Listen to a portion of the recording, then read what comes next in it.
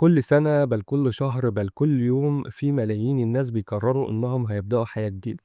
من بكرة هخس، من بكرة هبطل سجاير، من بكرة هقرأ كل يوم، من بكرة هقوم بدري. الحماس بيكون كبير والخطة بتكون واضحة، وحتى الإحساس في أول يوم بيكون مختلف. تحس إنك خلاص هتبقى الشخص اللي نفسك تبقى عليه، لكن بعد كام يوم يمكن أسبوع يمكن شهر ترجع تلاقي نفسك في نفس المكان من تاني. نفس العادات، نفس التأجيل، نفس الجملة اللي بنقولها كل مرة: هبدأ من الأسبوع الجاي. السؤال هنا، هل المشكلة فينا؟ هل إحنا فعلا ما عندناش إرادة؟ ولا يمكن المشكلة في الطريقة اللي بنحاول نغير بيها حياتنا؟ سنين طويلة أغلب الناس كانت فاكرة إن التغيير لازم يبقى كبير، قرار كبير، هدف كبير، وتضحية كبيرة. لكن في سنة 2018 ظهر كتاب غير الفكرة دي كلها. كتاب اسمه العادات الذرية. الكتاب ده حقق ملايين النسخ المباعة واترجم لعشرات اللغات، بقى واحد من أكتر الكتب تأثيرا في مجال بناء العادات. هتلاقوني سايب لكم رابط تحميل الكتاب تحت في الوصف. لكن الغريب إن نجاح الكتاب ما كانش بسبب إنه وعي الناس بالنجاح السريع. بالعكس، كان بيقول إن النجاح الكبير بيبدأ بحاجات صغيرة جدا، صغيرة لدرجة إن معظم الناس أصلا ما بتاخدش بالها منها. تخيل معايا المشهد ده: في شخصين قرروا يخسوا. الأول قال من بكرة هنزل الجيم ساعتين كل يوم، والتاني قال أنا كل المطلوب مني أول أسبوع إني ألبس هدومي الرياضية وأمشي 5 دقايق. أغلب الناس هتضحك على الشخص التاني وهتقول 5 دقايق هتفرق في إيه؟ لكن بعد 6 شهور غالبا الشخص الأول هيكون وقف، أما الشخص التاني فهو لسه بالسمك. ليه؟ لأن المشكلة عمرها ما كانت في صعوبة التمرين، المشكلة كانت في بناء العادة. وده بالظبط اللي بيبدأ منه كتاب العادات الذرية. الكتاب بيقول إنك مش محتاج تغير حياتك في يوم واحد، أنت محتاج تغير اليوم الواحد كل يوم. وده فرق بسيط جدا، لكن النتائج مع الوقت ممكن تغير حياتك بالكامل. ومن هنا يبدأ سؤال مهم جدا: لو العادات الصغيرة هي السر، إزاي عادة مدتها دقيقتين ممكن تغير مستقبل الإنسان؟ إيه آخر هدف كتبته لنفسك؟ يمكن كان إنك تخس أو تحفظ قرآن أو تتعلم لغة جديدة أو تفتح مشروع. دلوقتي اسأل نفسك سؤال أصعب: إيه اللي حصل للهدف ده؟ لو إجابتك إنه اختفى بعد فترة فأنت مش لوحدك، كلنا تقريبا مرينا بالتجربة دي. نكتب أهداف، نتحمس، نبدأ، وبعدين الحياة ترجع تاخدنا.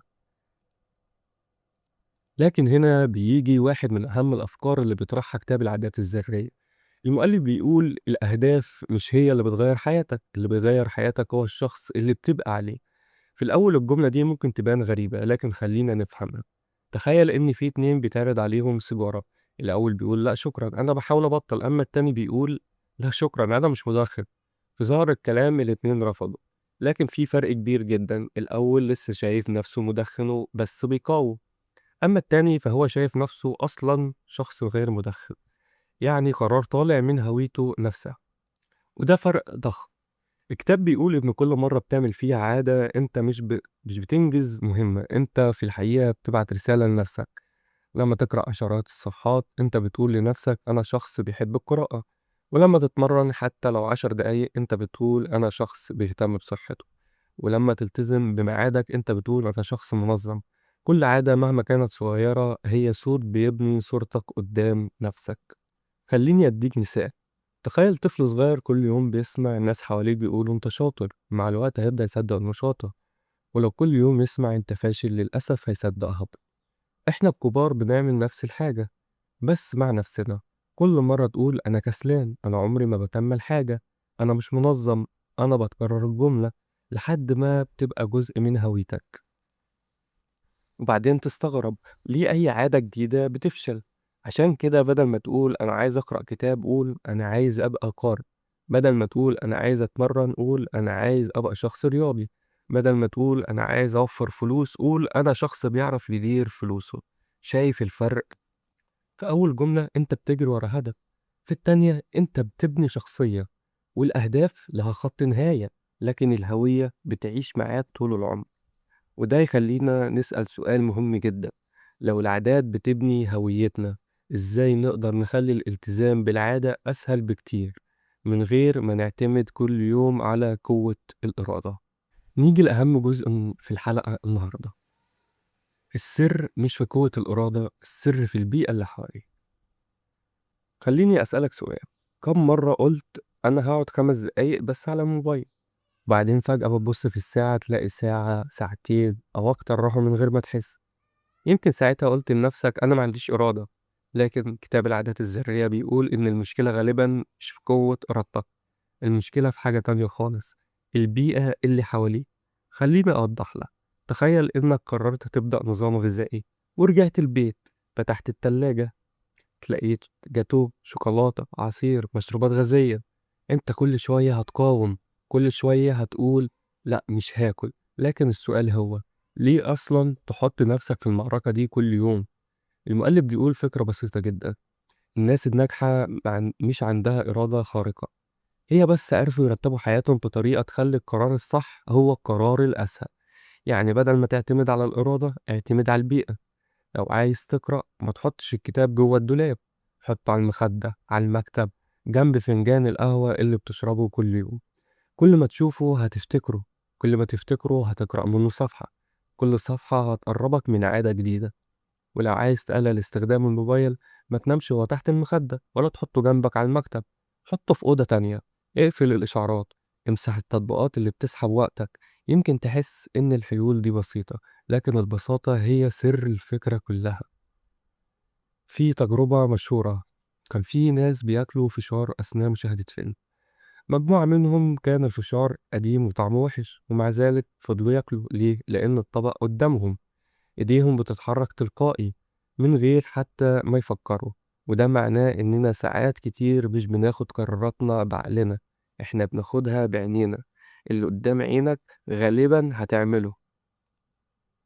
عشان كده لو حطيت زجاجة مية على مكتبك هتشرب مية أكتر، ولو سبت الريموت قدامك هتفتح التلفزيون، ولو الموبايل جنبك هتمسكه، ولو الحلويات على الترابيزة هتاكل منها. مش لأنك ضعيف، لكن البيئة بتسحبك في الاتجاه ده. خليني أقولك حاجة يمكن تغير نظرتك لنفسك. يمكن أنت مش كسلان، يمكن أنت قاعد في بيئة بتشجع الكسل، ويمكن أنت مش مشتت، يمكن حواليك 100 حاجة بتشد انتباهك في نفس الوقت.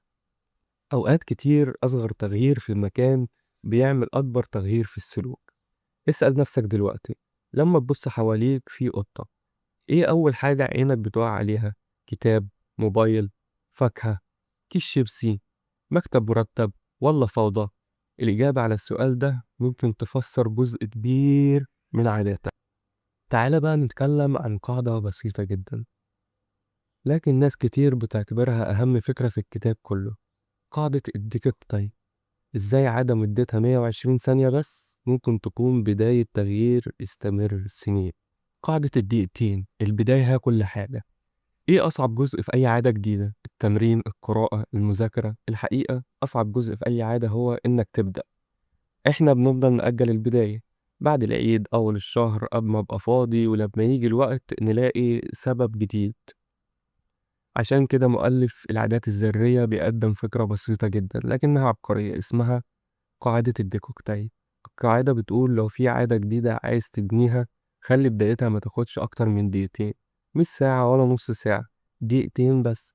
لو عايز تبقى قارئ ما تقولش هقرأ 5 صفح، قول هقرأ صفحة واحدة. ولو خلصتها كمل براحتك، ولو وقفت عند الصفحة يبقى أنت كسبت، لأنك حافظت على العادة. ولو عايز تتمرن ما تقولش هقعد ساعة في الجيم، قول هلبس هدوم الرياضة وانزل. بس الغريب إن أول ما تنزل غالبا هتكمل، لأن البداية كانت أسهل من إنك ترفضها. إحنا كبشر بنخاف من الجبل، لكن عمرنا ما بنخاف من أول خطوة. تخيل واحد بيشتغل أونلاين، كل يوم يقول لازم أقعد 4 ساعات شغل، فيتخنق وما يشتغلش خالص. لكن لو قال هفتح اللابتوب دقيقتين بس، غالبا الدقيقتين هيبقوا نص ساعة، والنص ساعة تبقى ساعتين. كل الإنجازات الكبيرة بدأت بخطوة صغيرة. وده يخلينا نوصل لفكرة مهمة جدا. ما تنساش الحماس، الحماس بيجي ويروح، لكن العادة لما بتتبني تشتغل حتى وانت ملكش نفس. فبدل ما تعتمد على إحساسك اعتمد على نظامك. الناس الناجحة مش بتنجح لأنها متحمسة كل يوم، الناس الناجحة بتنجح لأنها بتعمل اللي عليها حتى في الأيام اللي ملهاش نفس فيها. لو بصيت على حياتك دلوقتي هتكتشف إن كل حاجة حواليك بدأت صغيرة. اتعلمت تمشي خطوة قبل ما تجري، اتعلمت حرف قبل ما تقرأ كتاب، واتعلمت كلمة قبل ما تتكلم. ليه لما نيجي نغير حياتنا بنستعجل النتيجة؟ يمكن بعد سنة من دلوقتي مش هتفتكر كل كلمة اتقالت في الحلقة دي، لكن أتمنى تفتكر فكرة واحدة، إن حياتك مش هتتغير بقرار كبير، ولا بخطة معقدة، ولا بالحماس. حياتك هتتغير بأصغر عادة تكررها كل يوم. كتاب العادات الذرية علمنا إن النجاح مش بيجي مرة واحدة، النجاح بيتراكم. كل صفحة قرأتها، كل مرة قمت فيها بدري، كل تمرين عملته، كل مرة قمت فيها عادة سرية، دي كلها استثمارات. يمكن ما تشوفش نتيجتها النهاردة، لكن بعد شهور هتبص لنفسك وتقول أنا فعلا بقيت شخص تاني. وده هو السر، مش إنك تعمل حاجة عظيمة مرة واحدة، لكن إنك تعمل حاجة بسيطة كل يوم. قبل ما تقفل الحلقة عايز منك وعد صغير، مش وعد ليا، وعد لنفسك. بعد ما الحلقة تخلص اختار عادة واحدة بس، ما تكبرهاش، ما تصعبهاش، خليها سهلة لدرجة إنك ما تعرفش ترفضها. واكتب في التعليقات أنا هبدأ بإيه. هقرأ صفحتين كل يوم، وإنت هتبدأ بإيه؟ ولو عجبتك الحلقة اعمل لايك واشتراك في القناة وفعل الجرس، واستناني في حلقة جديدة من بين السطور، رحلة قصيرة جوه كتاب ممكن تغير طريقة تفكيرك. السلام عليكم.